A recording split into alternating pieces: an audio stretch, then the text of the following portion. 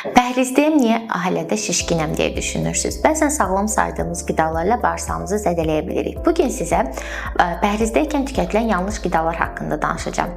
Pəhriz dedikdə hər kəsin ağlına ilk öncə meyvə-tərəvəz tükətmək gəlir. Lakin çoxlu miqdarda tükətilən xam tərəvəz lif yükünü qaldırır, bağırsaqda qaz və şişkinliyin yaranmasına gətirib çıxara bilir. Xüsusilə qıcıqlanmış bağırsaq sindromu olanlar üçün bu çox önəmlidir. Light və ya 0 kalori adı altında satılan məhsullar kalorisi azdır deyə rahatlıqla alırıq. Lakin bunların tərkibinin çoxlu miqdarda süni şirinləndiricilər olur. Bu da bağırsaqda şişkinliyə və qazın yaranmasına səbəb ola bilir.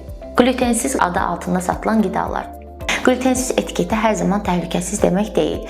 Çünki bunların çoxsunun tərkibində emal olunmuş nişasta və qatqılar vardır. Bu da bağırsaq divarının zədələnməsinə gətirib mikrobiotanın pozulmasına gətirib çıxara bilir. Detoks adı altında olan acı ədviyyatlı içkilər. Detoks deyirik, amma bağırsağımızı zədələyirik. Çünki aşırı miqdarda içilən acı və ədviyyatlı qidalar bağırsaq divarının zədələnməsinə gətirib çıxara bilər. Unutmayın, bağırsaq balansı ümumi sağlamlığın əsas təməlidir. Səhifəmizi izləyin və bağırsaq üçün lazım olanı birlikdə öyrənək.